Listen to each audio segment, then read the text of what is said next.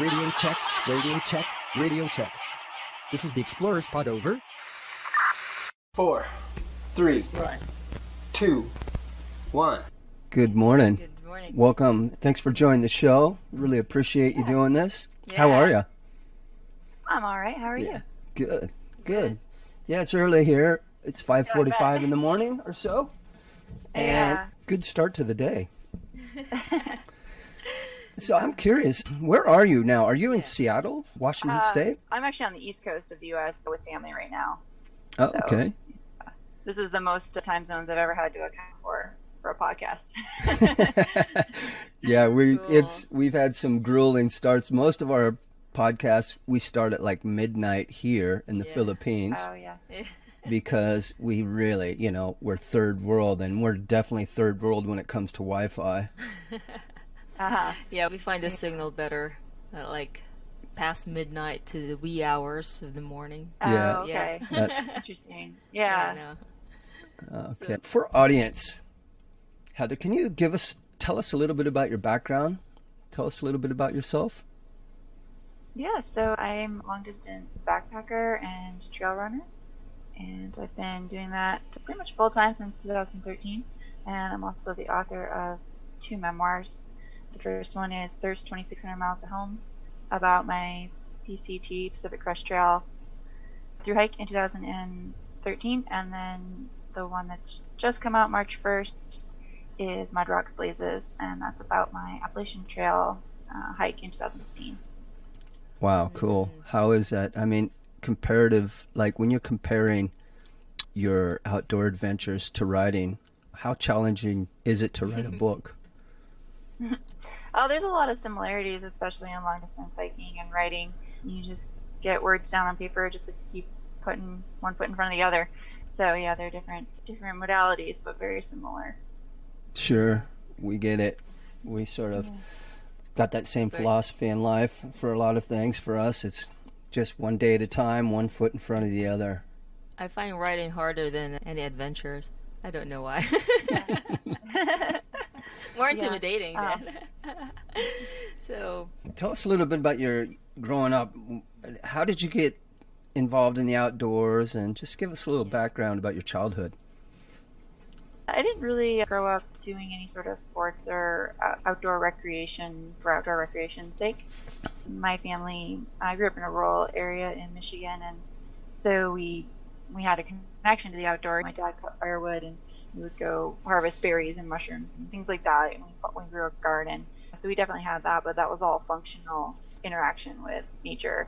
I didn't go hiking for hiking's sake, like intentionally, until I was 19.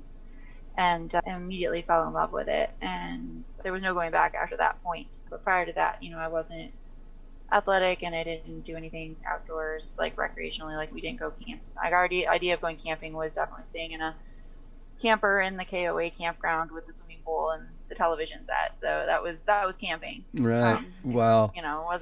Wasn't what I do now. Oh, that's for sure. Radical. Totally different. Yeah. Radical. Totally different. Yeah. So, what pushed you to the outdoors to do these hikes, to do these through hikes, and eventually your record-breaking feats? So when I was 19, that was my first summer after college, and I worked at the Grand Canyon at the South Rim. I guess I was 20 when I worked there. It was my Anyway, I had a summer job, and I got a job working there just because I wanted to see the Grand Canyon. And I was like, well, this seems like a good way to go see the Grand Canyon. I'll get to live there and make some money. Experience it. Yeah, make some money, exactly, and basically get paid to live at the Grand Canyon. And that was where I went on my first hikes. And it was just incredible and beautiful, and I really enjoyed all of the time I spent, hiking at the Grand Canyon. And then I went to like Zion and Bryce and some of the other national parks in the area. And from there, it was just like, well, how can I do this more? And I had heard of the Appalachian Trail, and so just decided that seemed like the next logical step was to go hike, 2,000 miles. And so that's what I did. And, it was just like one thing, leads to another. It was very organic. It wasn't like I set out with the intention of, I didn't even know about the existence of the Pacific Crest Trail when I started the Appalachian Trail. And so as soon as I found out about it, though, I was like, okay, that's going on the list. I'm going to do that next. So it just kind of grew like that. All right. Heather, how about the PCT? This is the Pacific Crest Trail, right? PCT, Yes. yeah. How did that come about? How did you conceptualize it and ended up doing it? Has it always been a goal for you to do that PCT? No, not really. So when I first did my first long distance backpacking trip was the Appalachian Trail, and I didn't know that there were other long distance trails when I started that hike. And it wasn't until I was, maybe a third of the way through that trail that I heard somebody talking about the Pacific Crest Trail and the Continental Divide Trail. And that was when I found out about them. And so I decided then and there I was going to hike them. And so completing those 3 trails is referred to as completing the Triple Crown. And so I made it my goal to do that. And so 2 years later, I hiked the Pacific Crest Trail. And then a year after that, I hiked the Continental Divide Trail. And that was my early 20s. I mean, I finished the Continental Divide Trail, my Triple Crown, when I was 25. And then I took some time off of that and then went back and, subsequently now done that Triple Crown 2 more times. So I'm the only woman who's done the Triple Crown 3 times. So each reason and each time I went back to do one of those long trails was always different. So even though it was never a goal to even hike the PCT, I've done it 3 times, and all 3 times it was for a very different reason. Cool. Wow. Yeah. Okay. So what made you do a fastest known time on the Pacific Crest Trail, which So, until now is unbroken? Was that a goal or Yeah. just? Yeah, so when I set out to do it, that was the goal that time. That was my second time hiking the Pacific Crest Trail. So after I'd finished my Triple Crown, I think it was 6 or 7 years later is when I went back and I set that fastest known time on the PCT. And that was 2013. And really it was just like I was at kind of a crossroads in my life and didn't really know what I wanted to do next, but I knew that I missed being out on the trails doing long distance hikes, and that was something I needed to get back in my life and return to steady myself and figure out what I wanted to do next in life. And I wanted a new challenge and a new way of doing it. And so I decided to try to attempt to set a fastest known time. In the intervening years between the completion of my first Triple Crown and this record-breaking hike, I had taken up ultramarathon running and kind of learned a little bit more about this subculture of fastest known times and gotten a little bit more into racing and things like that. And so it seemed like an interesting take on something I had already done. And so that's what I went back there to do, was to try and set the fastest known time. Cool. So Janet stepped out for a minute. Our daughter just woke up. So that's our crux move, is getting around Right. out. Yeah, she's 2.5 years old. We have a son. His name's Himalaya. He's 14. He was supposed to look after her, but she's crying and screaming back there. But anyway, Oh, yeah. we'll just move forward, you and I, for a bit. Okay, so let's talk about the John Muir Trail. What's the difference between the Pacific Crest Trail and the John Muir Trail? What do you find the big differences are? The John Muir Trail actually makes up a portion of the Pacific Crest Trail. It's the older trail, and so when the Pacific Crest was built, a lot of it was built around connecting existing trails. So the John Muir Trail is a 211-mile trail that goes from Mount Whitney to the Yosemite Valley. So the Pacific Crest Trail kind of tees into it just near Whitney and then veers away from it just shy of the valley and continues north. So they share, I think they share like 175 miles or something like that. They share a big chunk, and it's like one of the most iconic stretches of the whole Pacific Crest Trail is the John Muir Trail overlap. Sure. Yeah, years ago I was sailing down the coast and I parked my boat in Santa Cruz, and I joined my friend Andre, and we went and climbed the direct east face of Mount Whitney. And oh my God, we had this crazy idea that we were going to do it in one day because we read some people had done it. And somewhere around 10,000, 11,000 feet, I got deathly ill. I mean, really sick. We actually had to back off the mountain for a day, go back to the parking lot and sort of get ourselves back together. But it was pretty epic trip. What a beautiful mountain. One of my pretty cool climbs when I was back in the States. My question is, when I was coming off that mountain, and I was, we did run down the trail, but we looked down this one edge. It was facing east, and it was a lot of talus and scree.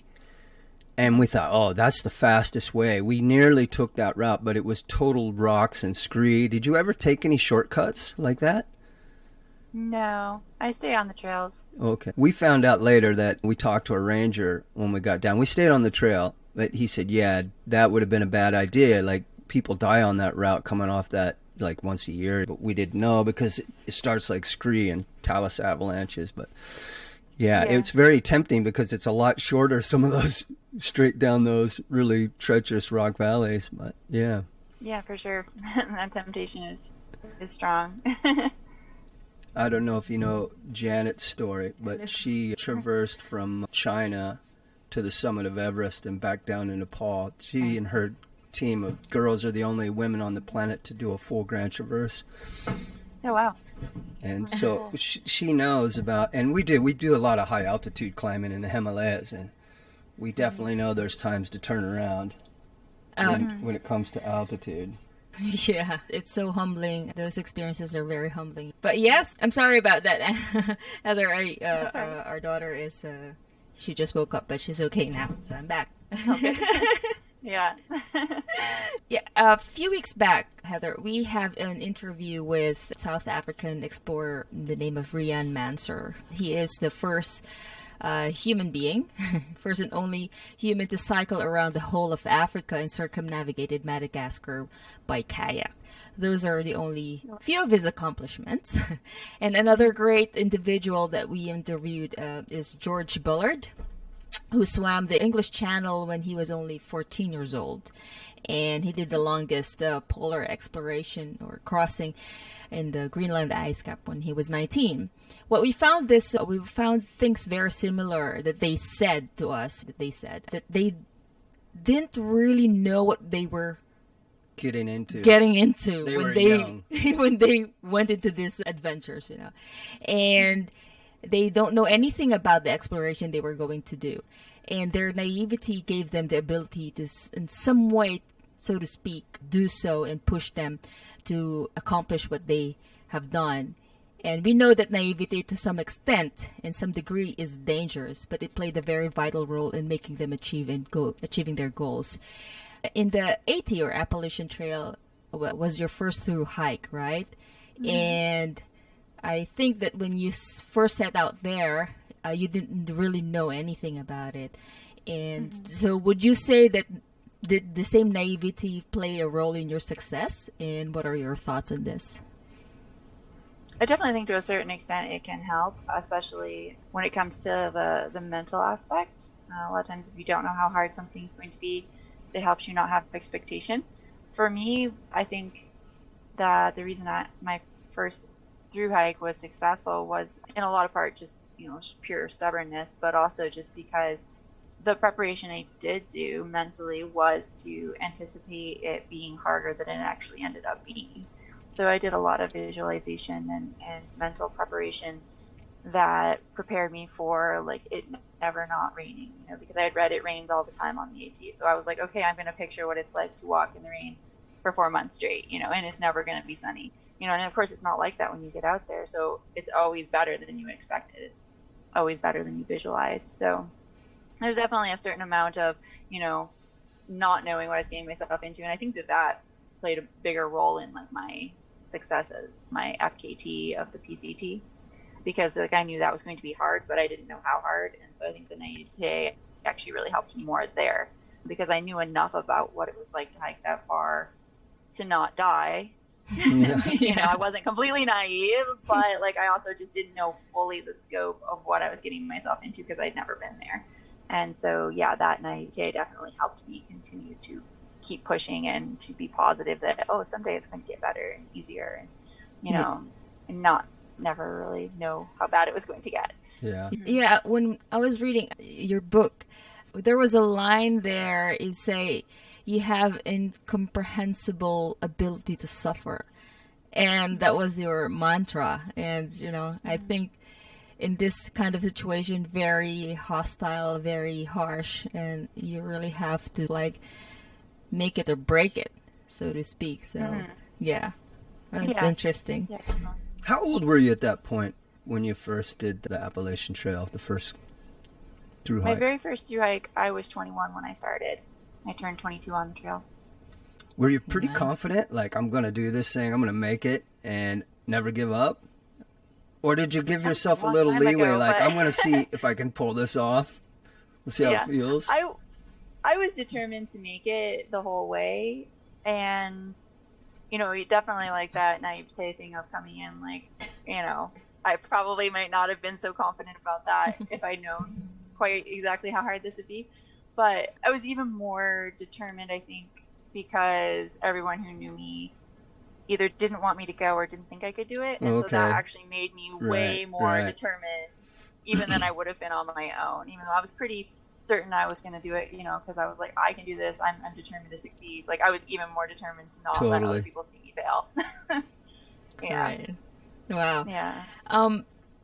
I also read that in Appalachian Trail, somehow at one point it affected you in a very deep personal level. Can you expound on this? Yeah, all of my hikes have really been avenues for personal growth, some, more than others. And, growing up, I never really had a lot of confidence, especially when it came to athletics, because I just never did anything athletic. And I was really uncoordinated as a child. Like, I just was really uncoordinated.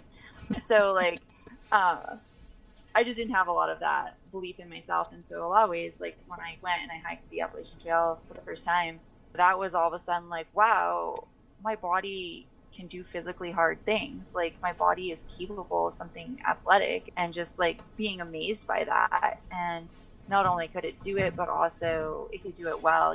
I went out, and when I started, I had gone into it with everybody saying, like 6 to 8 miles a day is average.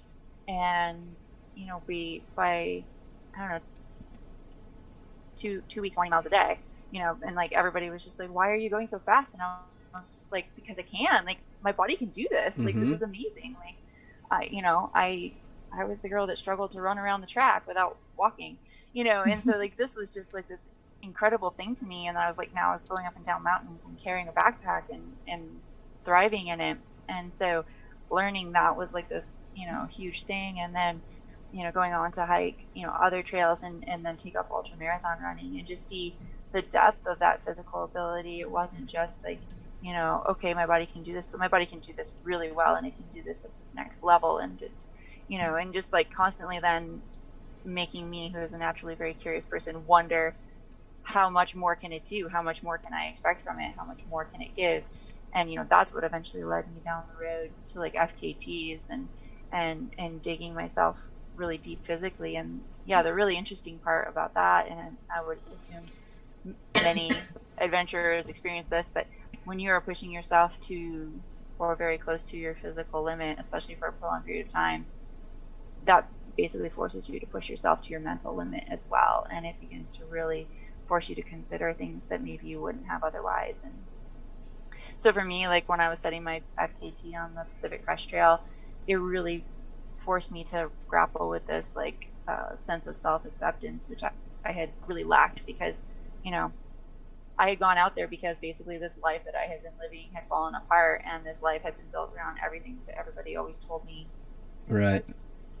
I had been married and I had a career, and I was on the track, I'd gone to college, I was doing the things, and I was totally and completely miserable and unhappy with my life, and there was no reason to be, because everything was fine, and the realization that I wasn't happy with this, I didn't know why. And so like, basically I dissolved this life, and here I am out here studying this FKT, and it was in the process of pushing myself physically to the edge that I was able to realize that the problem was because I wasn't being true to myself. I wasn't living a life that was true to me, it was authentic, and that I needed to accept myself for who I was. And that person was not going to be happy with, the standard trajectory. That person was going to be happy spending time in climbing mountains and hiking in, long trails, and, doing a very different life pattern.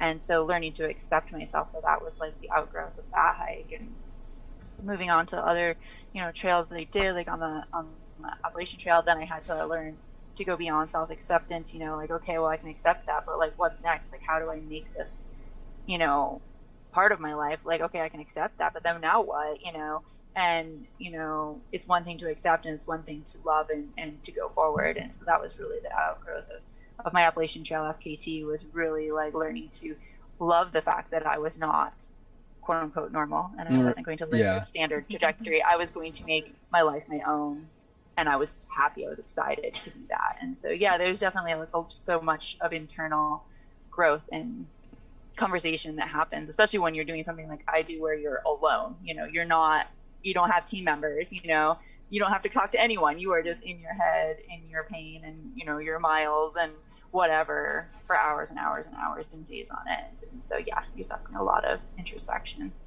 for better or for worse. Wow. Sometimes you probably should spend a little less time in your head, but that's just part of it. Right. Nice. Well, it was really deep, yes. Regarding the terrain and logistics, what are the significant difference you found between the PCT and the AT, and what adjustments do you have to make doing from the one from the other in terms of gears, your strategies, the sleep, rest, etc.? Yeah, they're both long trails. They're both over 2,000 miles long, and usually I jokingly say that's where the similarities end, because they're just so completely, vastly different. The Pacific Crest Trail runs along the west coast of the United States through the mountains, so overall it's very dry. It's arid. The humidity is lower. It doesn't rain a lot unless you're in Washington at, September onward. And, you're at altitude, and the towns are spaced relatively far apart. Usually you can't get into town more often than once a week, just because you're in vast tracts of wilderness. And it's all built for a pack stock, so horses and goats and llamas and stuff can all use it. So it's all at a pretty nice grade with generally really good footing, which is really easy to get yourself in a rhythm. And it might take you 20 miles to climb the pass, but it's at a pretty easy grade, whereas the AT is just like, it was built only for foot traffic. It's super steep. All the hills are small. I think the highest points out there are only 6,000 feet. Most of them are much, much lower than that, but you're constantly going up and down the joke is, if in doubt, the AT goes up. So you just go up and down every single thing, through the Appalachians. And there's just so much more vegetation because it's much more humid and wet and it rains a lot. And so there's all these roots and there's tons of mud, and, it's very rocky because the mountains are very eroded. They're really old. So they're eroded down to like the rock. And yet, like, it's on the most heavily densely populated side of the United States. There's, there's a statistic, and I don't even know what it is, but it's like a huge percentage of the U.S. population lives within an hour's drive of the Appalachian Trail. Right. And so, like, because it passes very close to New York City, to Boston, to Washington, D.C., you can, easily go into any of these cities from the trail. And so there's a lot more people out there, and hence there's a lot more towns. So you can be in town almost every single day on that trail if you want to. So your logistics are really easy, and it's a very old and well established pilgrimage basically, and so there's tons of infrastructure built up. There's hostels in every town, and there's shuttle services, and all kinds of systems set up to support hikers doing this hike. So they're very, very different. Yeah, sounds like it. What's the highest altitude when you're doing the Pacific Crest Trail? It's just over 13,000 feet. It's in the Sierras on that concurrent John Muir Trail section called Forester Pass. Okay, so that's down by Whitney section. Yeah. So it's 20-ish trail miles north of Whitney, I think. Okay. Yeah. All right. So, what was your kit? What did you pack in your kit? How much did your kit weigh, and what did you carry? So I go relatively minimal in the summers, and so typically my backpack is Gossamer Gear backpack, and I usually use the Gorilla model. Sometimes I'll use the Mariposa, which is bigger if I have to carry a lot more water or food for some reason, but typically the Gorilla, which is like a 50-liter pack. And I usually use just a closed cell foam sleeping pad, and then I have a down sleeping bag, and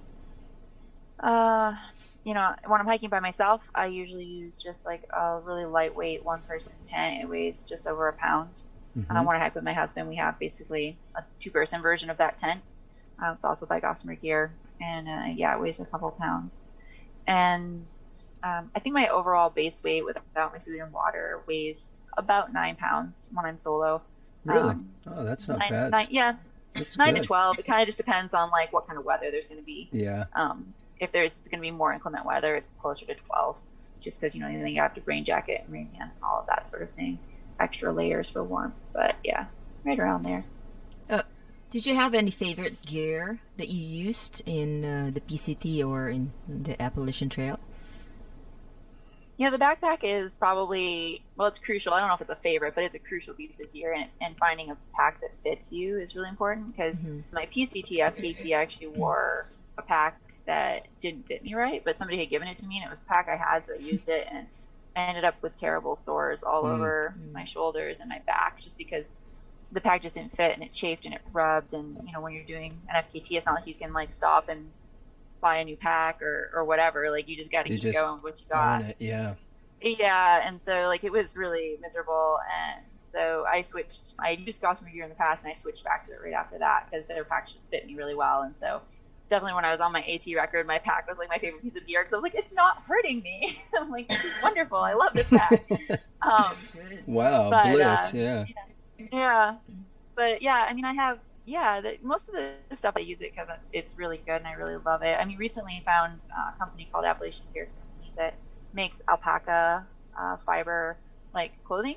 What is so it? Instead of like, it's made from alpaca, yeah. Oh, okay. So instead of merino wool, it's alpaca. Okay, yeah, right. Yeah, I really like their stuff. I only recently started carrying that, but man, I love their gear. It's like, it's super nice. It's way better than merino, and so I've got like a hat, and I've got a couple of the hoodies and stuff. So yeah, that's probably my favorite piece of gear currently that I'm using. It's not that scratchy kind of wool that irritates you. It feels good. No. Yeah. Super nice. Yeah. Wow.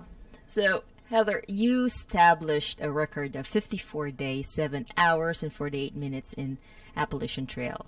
You broke Matt Kirk's record, 58 days, 9 hours, 40 minutes, and Liz Thomas' record of 80 days and 13 hours. And your record is still unbroken, up to date, right? For females. For females, there's been a man that's hiked it faster. Okay. Yeah. Was this goal really a goal, or it just happened by a chance? Like, it was definitely a goal. Okay. Okay. Yeah. Okay. It would be really hard to push yourself at that level, I think, if it wasn't the goal. Just because of the miles per day you have to do at that level. Wow. Yeah. Amazing. I'm curious, are you familiar with Lizzie Hawker? Yeah. Yeah. So Lizzie Hawker, I would say she's got the fastest known time on the Great Himalayan Trail. We actually interviewed Rhino Grizzle. I don't know if you know Rhino, but Rhino and Ryan Sands ran the Great Himalayan Trail. They did it in 28 days together. And they're running at an altitude of an average about 11,000 feet, and high passes, somewhere around 5 high passes, about 16,000 feet. And Janet and I have been in Himalayas a lot, and it's really incredible terrain. Can't even imagine running on it and even breathing while running. But Lizzie, she's actually done the high route, which is like you're using ice axe and crampons in some areas and sometimes ropes. But she's done this in like 30 some days, and she's the woman who's done this. Quite incredible. I'm curious, are you interested in moving into that sort of league someday and trying out some of those big mountain traverses? I have a lot of friends who've done the Great Himalaya Trail, including my ex-husband. And I don't know that I'm interested in doing that trail. It seems really cool, but there's a lot of other stuff. I don't know. I like to climb mountains for mountain's sake. I don't know that I want to do that traverse. So we'll see. I don't know. It might be nice to do that. I feel like there's other stuff I'd probably do in Himalayas first. It's this. If you get a chance, we got a show with Rhino Grizzle, and Ryan Sands is going to come on in mid-year sometime. But God, this trail, they actually they got frostbite in the beginning, and it carried through this whole run. The guy's running, he nearly lost his fingers. That's how bad it was. The frostbite and the agony of this run was incredible. But anyway, I can't imagine some of the stuff you guys are doing. Just So- running. Yeah, what was your most memorable moment on the Appalachian Trail, and what really impacted you the most? There's a lot of really memorable moments on that hike, like on the FKT hike. But I think one of the moments that I always think about is very near the end of my hike. I actually ran into these two people that were doing this research study on birds, migratory birds.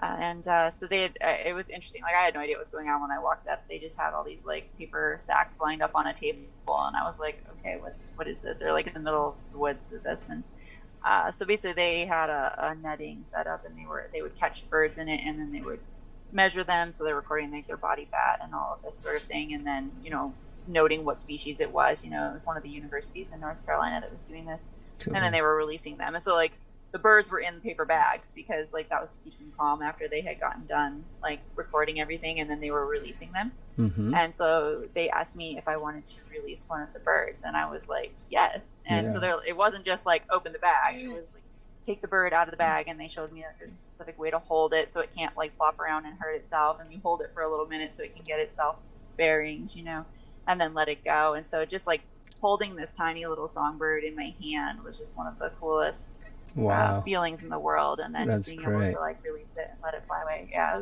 it has nothing to do with hiking, but it was just an incredible experience that I wouldn't have gotten to have if I hadn't been out there. Right, So- right. Oh, that's great. Sorry, So- I'll just check on you. Yeah. So, what other valuable lessons have you learned on your thru hikes, your runs, your adventures? What lessons could you share with somebody who's contemplating doing some of the things that you've done? I think the first lesson is plan thoroughly and then be prepared for it to go out the window, because something always goes wrong and everything, dominoes off of that. I tell people to prepare and plan for basically anything and everything. Obviously, you can't do that to a certain extent, but have a good plan, but be able to just adapt and go with the flow out there, because, stuff's going to go wrong and then you're going to have to adapt to it. And if you're too rigid and too unable to adapt, you're not going to be successful. You're certainly not going to have any fun, and it's going to be really hard to complete something really long and challenging. Mm. So that's like one of the biggest things I learned, was just like kind of just accepting things as they come and learning to go with the flow and just be like, all right, well, this is now how things are, and not waste a lot of time and energy, wishing it was different or whatever, just accepting it and moving forward with the new information. That's definitely a big thing I've learned out there. And the other thing is just kind of a general, like, you're a lot stronger and more capable than you think. I think a lot of times we limit ourselves, and we just don't give ourselves enough credit. And I think almost all of us are a lot more capable than we believe we are. And I like that about thru hiking in general. It provides you this opportunity to demonstrate to yourself how much more capable you are than you thought. And so I think that helps carry over into your life off of the trail and has some impact on other aspects of your life. So, after all the things that you've accomplished, all your records, all your thru hikes, all your experiences so far in life, what is your message for women who want to follow in your footsteps, who want to go out there and conquer not only the trails, the mountains, and nature, but some of their self-doubts and self-worth? Just go out and do it. That's the biggest thing, for me. Like I said, on my very first hike, everybody was telling me that I wouldn't succeed, or that I couldn't do it because I was like this overweight couch potato who had never gone backpacking. Like, of course, like they were just like, you're never going to make it, And my parents were like, oh, it's dangerous and don't go, and, trying to convince me not to go. And, from the very beginning, I was like, this is something I want to do and I'm going to go do it. And so I think that that's really the key, is to be true to yourself and follow your heart, follow your dreams. Don't listen to what other people tell you, and don't limit yourself because of your gender. People always ask me like why I broke the men's records, and I was like, well, because I wasn't out there to just set a women's record. I wasn't limiting myself from the get-go by my gender. I was just out there to try to set the record, Right. And if the record's held by a man, then that's the one I'm trying to break. If it's held by a woman, that's the one I'm trying to break. I'm Right. just trying to set the record. Like, I don't see any point in putting a limitation on myself before I even begin. Oh, that's great advice. Yeah, can you tell us? I'm curious, where did the Anish name come from. Can you tell us a little bit about that? Yeah, it's short for Anishinaabe, which is a Native American people group in the upper Midwest. And so my great-great-grandmother was Anishinaabe, so I named myself that on my first AT hike, because almost everybody gives himself a trail name, or they get a trail name, and I gave myself that name to honor that aspect of my heritage. Wow. I feel left out. I don't have my trail name yet. T. You'll get one eventually. Yeah. So, I'm sure you can give me a couple. Yeah. No, Todd, the solar panel man, you know. Oh, God. No, it was really a last time we were in the Himalayas yeah. a couple years ago. We were totally unsupported, and we were doing a hike up to about 5,000 meters just below Mount Everest. And we were there to build a memorial for our daughter, and we were trying to save money, and as we always do. And what happens when you climb in the Himalayas, the higher you get up, you really start paying just to charge your phone, and it gets quite expensive. So I carried a big, huge solar panel on my back. Like a rigid solar panel, not the... Oh, wow. Yeah. So in the trail... Everybody was talking about me. Everybody was talking about You see that guy with the solar panel? Yeah, so that's his... Yeah. He coined that. I coined that for him. The solar panel man. Yeah. That sounds like a good trail name to me. It's a good story. Anyway, Heather, we sold it on the way down. Yes, we did. On the way down, yeah. we sold it, and it paid for most of our trip back into Kathmandu. So it was, a struggle, Well, but it it was worth it. Yeah. It was worth it both ways. Yes. Yeah. Anyway, Heather, what's keeping you busy nowadays, and how has the crisis affected you, and what are you doing to stay fit, healthy, and positive? So as far as fitness, I've basically just been running. I can still run. Yeah, I do a lot of running and yoga and Pilates and stuff like that at home, and that keeps me fit and helps keep me sane too. And as far as my time, I've mostly just been writing. So I wrote Mud Rocks Blazes, my second book, early on in the pandemic, and I'm currently working on a third book right now. So nice. that'll be, that's my new project. So yeah, mostly just doing a lot of writing. Tell us more. Tell us about the third book. Give us a little insight. Yeah, it's going to be a guidebook.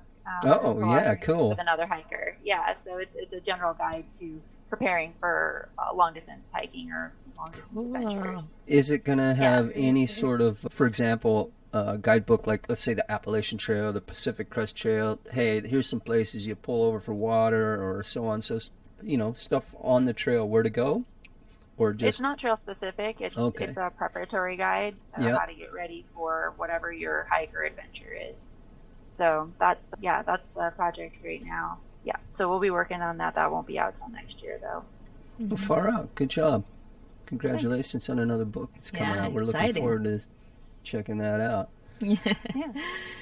Okay, what are your thoughts on how people can go back to outdoors, travel, and exploration amidst all the restrictions we are in right now?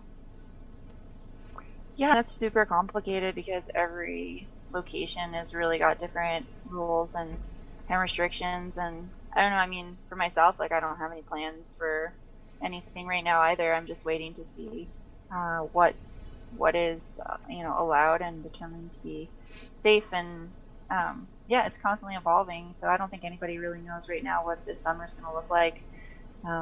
We're all kind of waiting to see and find out. I mean, hopefully it's better than last year, and I'll get out and engage in some of our activities outdoors. But kind of remains to be seen.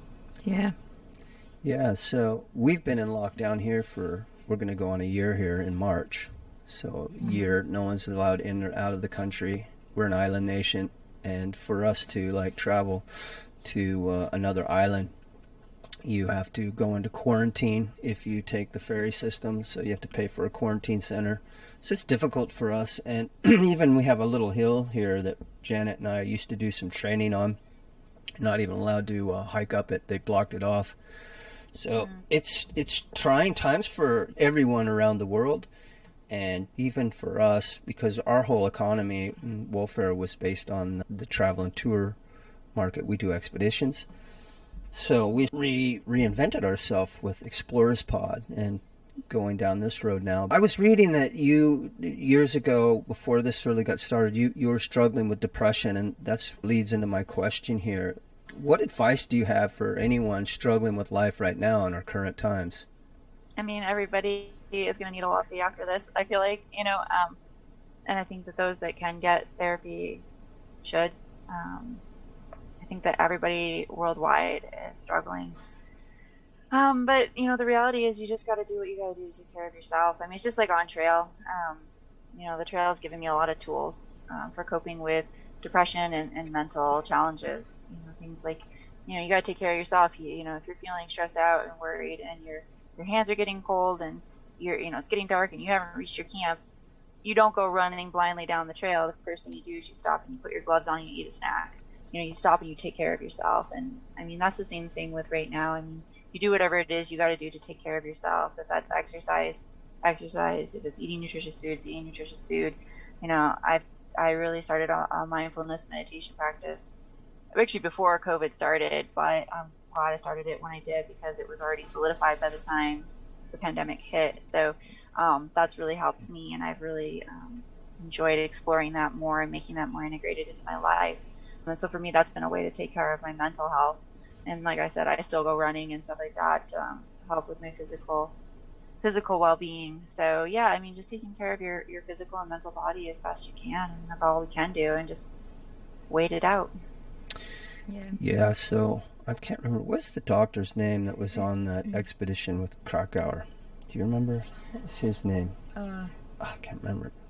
Anyway, so he was on that expedition with Krakauer. The book, I think, was called Into Thin Air. Beck Weathers? Mm-hmm. Yeah, Beck Weathers, that's who it was. Beck Weathers, he's out of Washington as well. But he also spoke that he had a lot of depression, and climbing was a way out. And it's interesting because Janet and I as well have found this same sort of thing, that when we get out and we trek, it shifts our whole thinking. We become a lot more at peace with ourselves.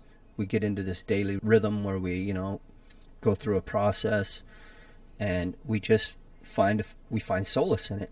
I think it's really incredible. It's not for everyone, but for us, it seems to work when we're really having trying times, is to get out and to do something and trek every day. Yeah. Any other future plans here, or any other record-breaking endeavors in the future in the next couple of years? I don't know that I have any record-breaking plans. That was definitely a phase in my life, and I'm glad I did it. But I don't know if I want to do any more records. I'm hoping to be able to do international travel at some point. There's a lot of places I want to go visit and see, and even just in the United States, there's a lot of mountains that I still need to climb, and a lot of routes I'd like to do, especially out west. There's a lot more interesting routes, and either that are already established or like that I can come up with on my own. That would be fun to do. So it's a never-ending list, honestly. So I know I won't have time to do everything, but I'm hoping I have time to do some of it. So you were saying that you're getting into climbing more now. Is that sort of one of your new passions? It's more focused on like direct routes, mountain climbing, rock climbing? I started doing like alpine climbing after my Pacific Crest FKT, just because I wanted a break from mileage. So I actually did that pretty much solely for like 3 years. I took a break just to do the Appalachian Trail FKT, but from 2014 to 2016, that was basically all I did. Actually, the end of 2013. That was like all I did was climb, and it was really enjoyable, really fun. I've gotten to a point where a lot of what I have left that I want to do is pretty technical and would require a lot more investment of time and energy and resources and teammates, then you can't just easily do it. So it remains to be seen how much more of it I do. I like to scramble. Mostly what I do now is scramble peaks that don't require a lot of pre-planning or equipment, just because they're more akin to hiking, but you still get to get to the top of something, which is really enjoyable. Wow. You said that you have 2 books out, right? The Thirst and the Blazes. Yeah. So can you tell the audience where they can find it? How can they access it? Yeah. Both of them were published by Mountaineers Books, based in Seattle. So they're available from their website, and you can buy autographed copies directly from me, from my website, which is anishhikes.org. Or like if you want an ebook or an audiobook, those should be available wherever you get those from. Mudrocks Blazes officially launches on March 1st of 2021. So if you're listening to this after that, it should be available anywhere that you get your books, ebooks, audiobooks, everything. So. Yeah. Anish, can you repeat your website, please? What's that again? It's Anish Hikes, ANISHHIKES .wordpress.com. Okay, cool. All right. Yeah. So, do you have any films or documentaries that you want to share with our audience or anything? I don't right now, actually. There is a documentary it's currently in post-production. It was already filmed, so they're working on it. I don't know a release date for it. It's supposed to be sometime this spring. But yeah, I mean, links to it will be on my website or on my Instagram. That's my social media is Instagram. But my social media of choice is Instagram. And I'm on there as Anish Hikes. So I'll definitely be linking to that when it's out, but it's not out yet.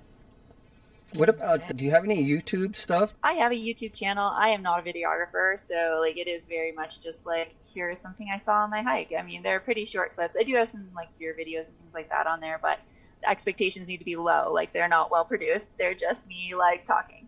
But yeah, I do have a YouTube channel. Everything is just Anish Hikes, so you can find me on there if you search Anish Hikes. I don't know about that. The eye's beauty in the beholder, because we had this guy on a few weeks ago, Luke Smithwick. He's a skier, climber. He's in the Tetons right now, but he spends a lot of time in the Himalayas. He does these little short things, and he usually tells a little bit, but they're awesome. They're just, to me, I don't know, I really dig them. So they're really teasers, like. But you wanted to know more about it after seeing that. Oh yeah. Yeah. That's cool. Yeah. Yeah.